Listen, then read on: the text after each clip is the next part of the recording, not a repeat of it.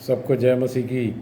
प्रियो, आज भी हम विश्वास के जीवन के बारे में और सीखेंगे। जो पिछले हफ्ते हम उसके वचन की स्टडी कर रहे थे और हमने ये पाया कि पौलुस और ये लोग सब विश्वास से जीवित रहा। प्रभु के जितने भी चेले थे विश्वासी, प्रभु ने हम सबको अनुग्रह दिया है।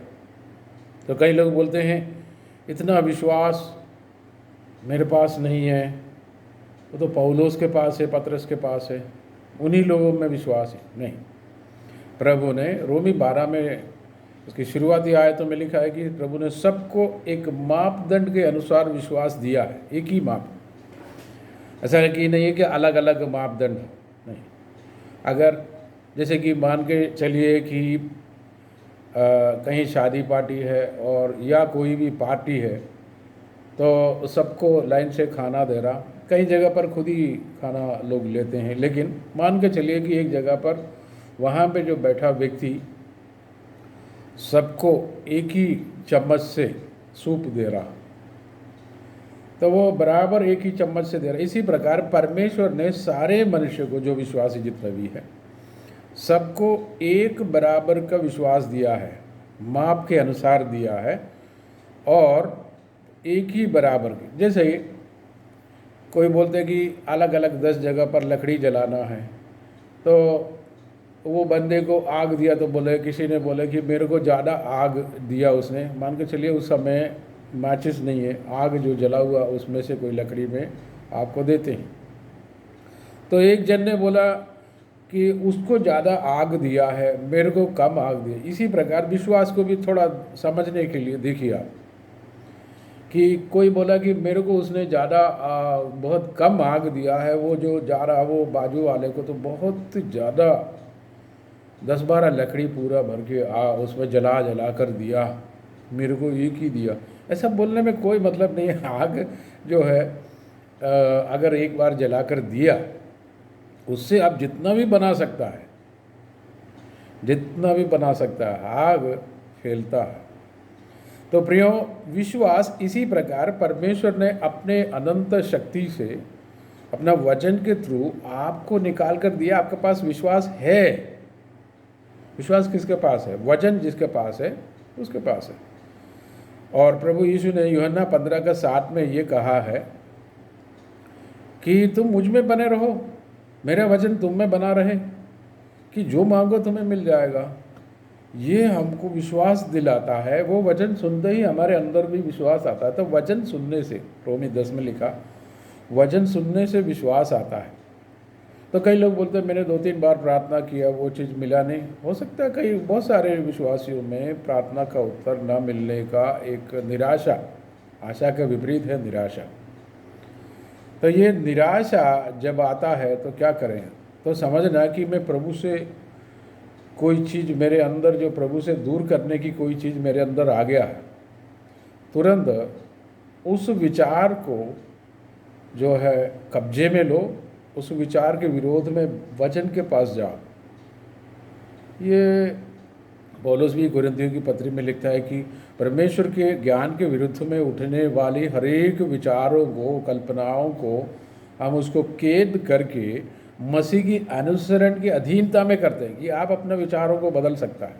आप कुछ नेगेटिव विचार आए तो उसको कैद कर सकता है। यीशु मसीह के अनुसरण, यीशु की लहू के द्वारा, यीशु की क्रूस के अधीन में कर सकते हैं। क्योंकि पौलुस कहता है कि मैं उस पुत्र पर वो विश्वास से जीवित रहता हूँ। ये गलातियों की, उसको भी देखते हैं, गलातियों की पत्री 2:20 में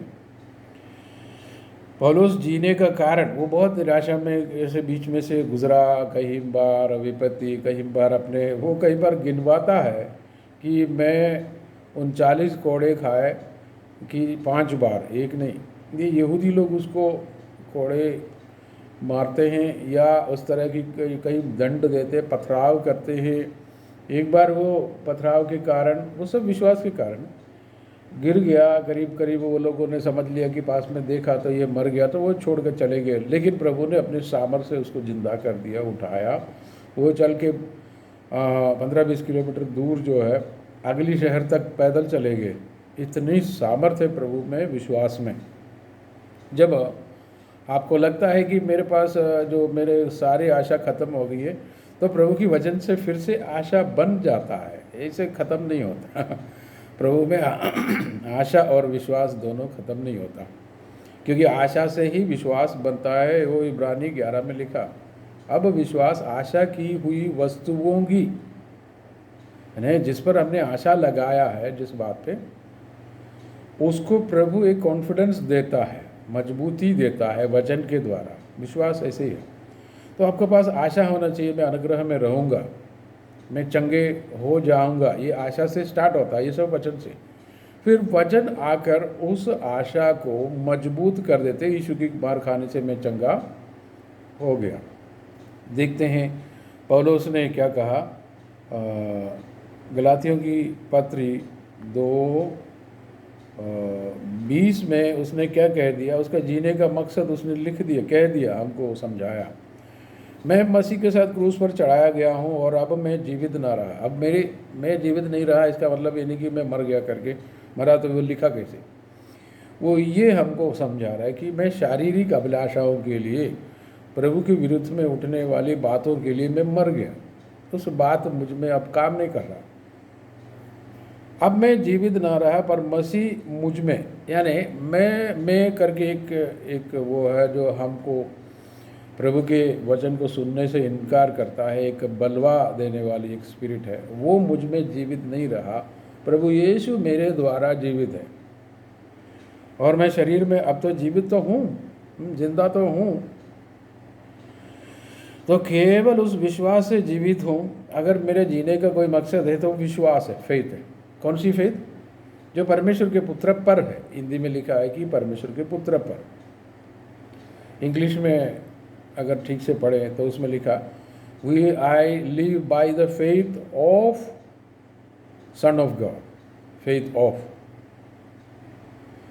पुत्र पर करके नहीं, पुत्र का, यानी विश्वास का एक और नाम आपको मिल गया। विश्वास का नाम है पुत्र का विश्वास, यानी पुत्र यीशु मसीह जिस प्रकार विश्वास से संसार में जीवित रहकर, वो यीशु भी विश्वास से जीवित रहने वाला व्यक्ति, वो तो विश्वास का कर्ता और धर्ता भी है, वो टोटल मालिक है। उसी ने उसका विश्वास हम सबको दिया है, बांटा है। जैसे यीशु जिस बातों से विश्वास से जीवित रहा, उसी प्रकार हम भी, पौलुस कहते हैं कि वो पुत्र का विश्वास के कारण वो मुझ में आया है, मैं जीवित रहता हूँ। जो परमेश्वर के पुत्र पर है या पुत्र का है, जिसने मुझसे प्रेम किया और मेरे लिए अपने आप को दे दिया, जो मेरे लिए अपना जान देने वाला यीशु में जो विश्वास है, यीशु का विश्वास है, वो मुझ में है। उसी कारण मैं भी जीवित रहता। यानी कि पौलुस यीशु से प्रेम करना स्टार्ट कर दिया, बहुत आगे बढ़ गया। इसलिए 1 कोरिन्थी 13 में लिखा आता है, आशा, विश्वास और प्रेम, ये तीनों सदा बना रहेगा। कौन सी प्रेम? मनुष्य के इधर का प्रेम नहीं, एक दूसरे से थोड़ा प्रेम करता है, ये करता है, टेम्पररी करता है, अपना मकसद पूरा हो जाता तो वो ख़त्म, वो नहीं। यीशु मसीह का अनादिकाल हमेशा रहने वाला प्रेम, यीशु का जो आशा, वो जो वचन से मिलता है, यीशु का जो विश्वास वो यीशु में से हम तक आ जाता है। तो आप मान के चलिए, आप जहाँ कहीं भी हो, निराशा के बीच में भी क्यों ना हो, यीशु की वचन से ये आशा, विश्वास, प्रेम तीनों आपके ऊपर आ रहा है। जैसे सूरज आपके पास तो नहीं आ रहा, आप सुबह सुबह देखना, लेकिन सूरज का किरणें आपके पास आ रहा है, तो वो अंधकार से आप उजियाले में आ ही जाता है। सुबह सुबह सूरज निकलता है तो उसकी किरण आपके पास आ जाता है। तो आपने सूरज से कुछ पाया, यीशु हमारा धार्मिकता का सूरज है, उन्हीं में से आप कुछ पा रहा है, वचन है उसका माध्यम। तो प्रियो, आप अपना परिस्थिति आज भी बदल सकता है। जो नेगेटिव सिचुएशन में है, सबसे पहला वचन को सुनना होगा। आप मत्ती, मरकुस, लूका जो भी हो, आप निकालिए पौलुस की जो ये अभी जो मैं बोल रहा हूँ, गलातियों की पत्री जो भी आप निकालिए, उसको पढ़िए, उसको प्रार्थना के साथ समझना, केवल मनुष्य के बुद्धि से नहीं। कई लोग अपना बुद्धि से समझते हैं तो वो काम ठीक से नहीं करता। तो प्रभु की वचन आपके अंदर आ जाता है तो आपको एक प्रकाशन मिल जाता है, तो आपकी निराशा दूर हो जाता है। प्रभु मेरे लिए सब कुछ है करके आपको समझ में आता है। कई बार हमारी निराशा का कारण है हम किसी बात के लिए आशा रखते हैं कि वो टूट जाता है, मिलता नहीं। कई बार होता है विश्वासियों में भी होता है कि चाहा कि मुझे एक गाड़ी मिले, जो भी एक आइटम मिले। कई बार प्रार्थना की, पता नहीं। अब्राहम के पास भी यही मौका था, एक पुत्र के लिए मांगा, उसने गाड़ी नहीं मांगा, उसको वैसे भी थोड़ा बहुत पैसा था उसके पास।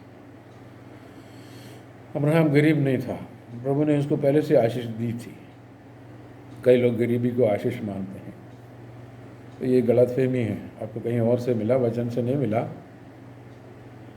वचन इस बात को मना करते हैं कि धन के लिए गलत उल्टा पुल्टा काम ना करे, शैतान की मदद ना ले। वो उसी बात के वचन आज भी है, पहले भी था।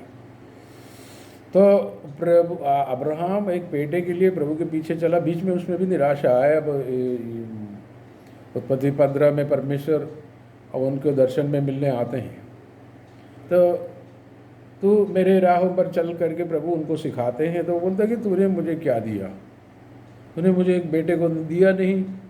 ये जो दमिश्क के एलीआजर है, ये मेरा उत्तराधिकारी बनेगा।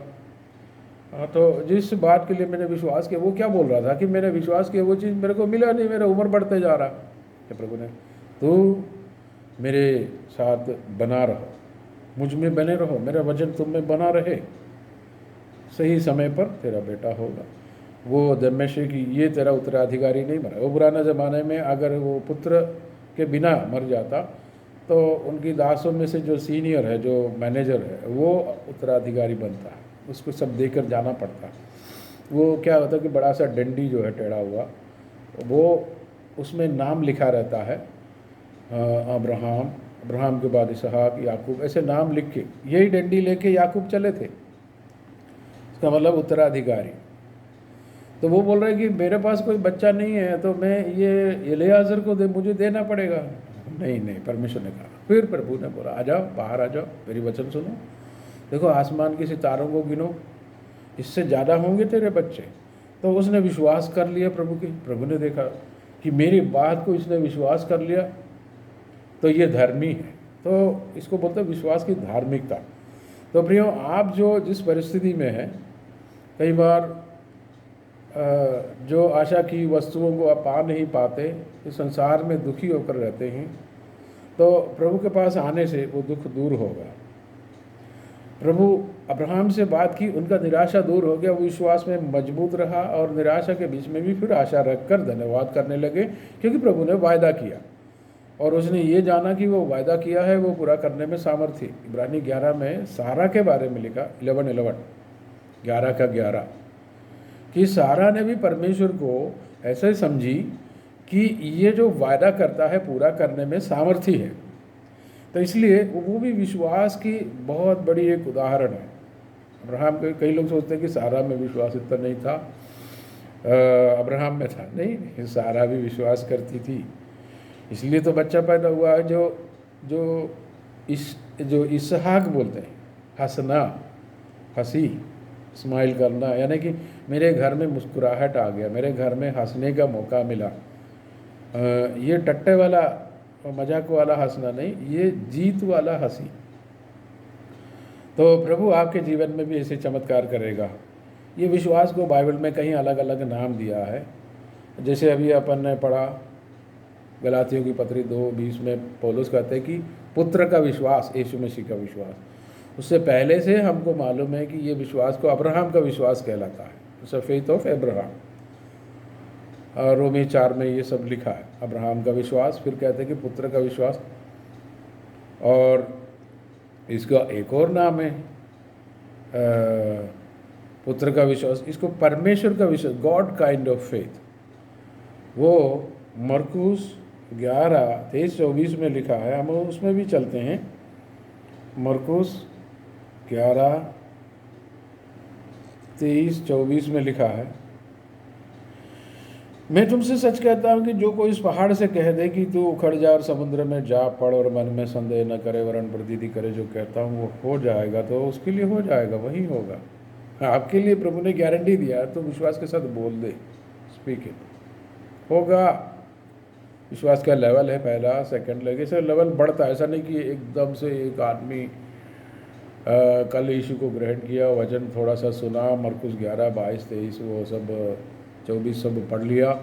सुबह उठकर बोलने लगे आसमान गिरे, ये वो है, ऐसा मेरा 3 मंजिला मकान बने। एक दिन में होता नहीं, एक दिन में विश्वास बढ़ता नहीं। अगर बोलना है कई दिन तक ट्रेनिंग लेवल है। जैसे वजन की अमाउंट अंदर बढ़ता है, निराशा घट जाता है, संदेह वो कम हो जाता है, तो अनुग्रह बढ़ता है। इसमें 24 में फिर लिखा है, 23 में ये लिखा था कि तुम विश्वास के साथ कह दो ये पहाड़, ये रुकावट हट जाएगा, मतलब हट जाएगा। लेकिन 24 में उसका जो क्लैरिटी दिया है, इसलिए मैं तुमसे कहता हूँ जो कुछ तुम प्रार्थना करके मांगो तो प्रतीति कर लो कि तुम्हें मिल गया और तुम्हारे लिए हो जाएगा। तुम्हारे लिए भाई हो जाएगा। कब? 4 दिन बाद, 15 दिन बाद, 2 महीने बाद वो मिले तब नहीं, प्रार्थना करते समय विश्वास करो। लेकिन ये सारे विश्वास को एक नाम दिया है। इसका 22 आयत में यीशु ने उसको उत्तर दिया कि परमेश्वर पर विश्वास रखो। वो भी हिंदी में परमेश्वर पर है, इंग्लिश में ओरिजिनल भाषा में जब जाओ तो उसका मीनिंग है परमेश्वर का, गॉड काइंड ऑफ फेथ, परमेश्वर का। तो ये विश्वास का तीसरा नाम है परमेश्वर का विश्वास, गॉड्स फेथ। परमेश्वर का विश्वास, अब्राहम का विश्वास, यीशु मसीह का पुत्र का विश्वास, सब एक ही है। परमेश्वर का जो विश्वास से ही परमेश्वर ने आसमान पृथ्वी बनाया, विश्वास से आज्ञा दी कि उजियाला हो, विश्वास से ही उसने जानवर ये प्राणी सब बनाया, सब चीज़ें विश्वास से बनाया। उसके पास और कोई चीज़ नहीं था। साइंटिस्ट कहते हैं कि नहीं, उससे पहले एक दूसरी एक आइटम था, वो भयंकर शब्द के साथ वो एक्सप्लोड हुआ, माने वो फूट गया, तो उसमें से सारी चीज़ें मिला, इतनी सी चीज़ों से सारे ब्रह्मांड बन गया करके नहीं, सब चीज़ें अदृश्य चीज़ों से दृश्य वस्तुएं बन गई। बनाने वाला यीशु है, परमेश्वर है, पिता है, पवित्र आत्मा भी है। पिता पुत्र पवित्र आत्मा ने मिलकर ये सब बनाया विश्वास से।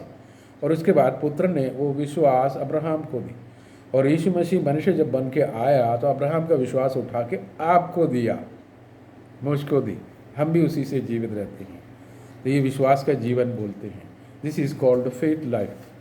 तो वो वचन के आधार पर है, पवित्र आत्मा की सामर्थ्य उसमें, वचन के आधार पर है। पवित्र आत्मा आता है, वचन के साथ ही चलता है, वो वचन के विरुद्ध में नहीं चलता। लिखा हुआ लिखित वचन के, पिता के कहने पे लिखा वचन, उस वचन पर पवित्र आत्मा उसी लाइन पे चलता है। यीशु मसीह खुद ही वचन है, वो पूरा करने वाला है। यीशु की लहू से हमको छुटकारा मिलता लिखा है, तो यीशु की लहू अपनी बॉडी से निकलता है या निकल चुका है। तो यीशु की मार खाने से चंगा होता है, ये तो वचन है लिखा हुआ। आपने कब देखा यीशु को मारते हुए? 2000 साल पहले आप में से कोई जिंदा था क्या? तो फिर आपको कैसे विश्वास है कि यीशु को कोड़े मारे? तो हम विश्वास इसलिए करते हैं कि वचन में लिखा है। हालांकि प्रूफ वगैरह है सब चीज़, यीशु को जीने का, मरने का, सब सारे चीज़ों का प्रूफ है, लेकिन हम उस प्रूफ पर ज़्यादा तवज्जो नहीं देता, हम तवज्जो देते वचन पर। प्रियो, इस वचन के द्वारा आप विश्वास से जीवित रहेंगे, आप सारी निराशा में से बाहर आएंगे, आपके जीवन में खुदावंद यीशु की अनुग्रह होता रहेगा, प्रभु आपके साथ रहेंगे। और विश्वास में आप कोई भी निराशा में, नेगेटिव में चला गया तो भी कोई बात नहीं, वापस आ जाओ, लाइन पे, ट्रैक पे आ जाओ, आगे बढ़ो। ये यात्रा है यीशु के संग संग, वहाँ पहुँच जाएंगे। पिता के दाहिनी ओर सिंहासन पर पुत्र यीशु विराजमान है, वहीं तक वो हमारा लक्ष्य है। संसार की दिक्कतें, रुकावटें, निराशा आपको गिराने ना पाए, यीशु आपको मदद करे। आप वचन के जीवन में अनुग्रह में चलेंगे, चंगाई आपके लिए है, छुटकारा आपके लिए है, प्रार्थना का उत्तर आपके लिए लिखा हुआ है, तो वो आप प्राप्त करेंगे। अनुग्रह में रहे, यीशु मसीह के साथ रहे। हमारा मुख्य लक्ष्य संसार की वस्तुएं नहीं, हमारा मुख्य लक्ष्य यीशु नासरी और उसकी कृपा है। प्रभु आपको बरकत दे, यीशु के नाम से आमीन।